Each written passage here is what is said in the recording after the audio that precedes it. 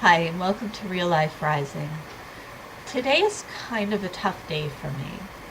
Um, it's what I refer to as a traumaversary, which is a word that I use to try to make it sound not as bad as it actually is. When you've experienced something traumatic, sometimes you're able to move on from it, and that's great. But sometimes, even years or decades later, the effects of that are still with you. And when you come up to the date that the trauma occurred or the time of year, it can be difficult to cope because you're already dealing still with the memories and the emotions from that time. Maybe not always, but they're still there.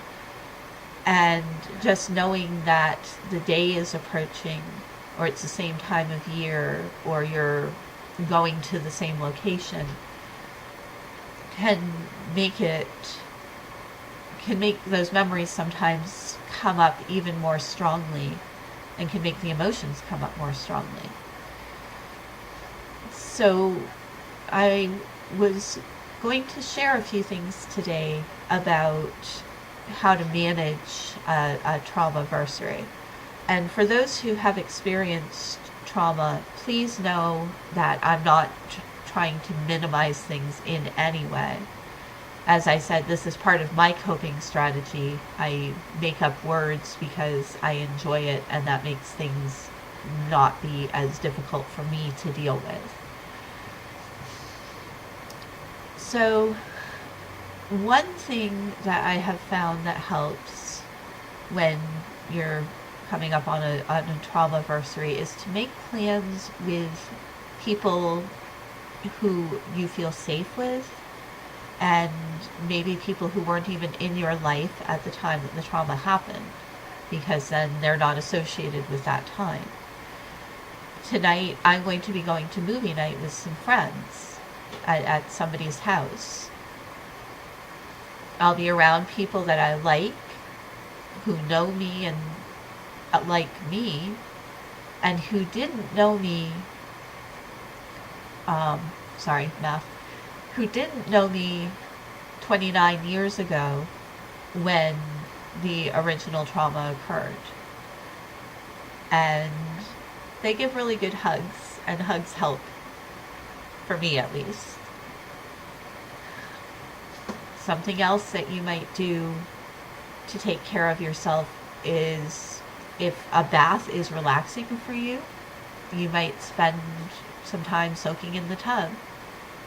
Maybe reading a book if you are one of the people who's able to do that without getting the book all wet.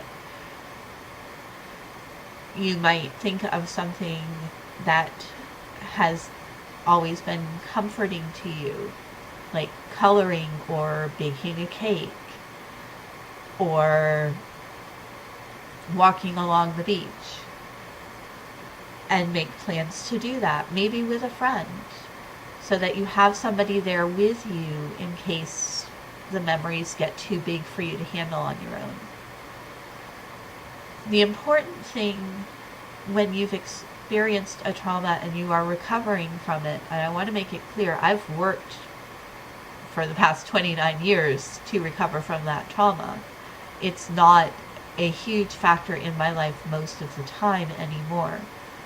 But when March 11th rolls around, it's difficult for me, and sometimes it comes from such a deep place in my subconscious that I don't even realize why I'm all of a sudden starting to struggle until I look at the calendar and say, oh, it's that time again. The important thing is to remember, though, that you are important. And not only is it okay to take care of yourself, it's vital. Whatever happened to you in the past doesn't define who you are. It might impact who you are. It might impact your personality, the way that you do things. But the deep down you is not defined by what other people have done. And so that deep down you deserves to be taken care of by you and by other people. If you have any thoughts about self-care during traumaversaries or other difficult times, I'd love to hear what you have to say. Please leave it in the comments. If you have questions, same thing. I will do my best to answer them. And if you want to see more videos, I hope you'll subscribe to the channel. I will be back on Tuesday, where I will be talking about a slightly more positive, lighter topic, because I try to do that.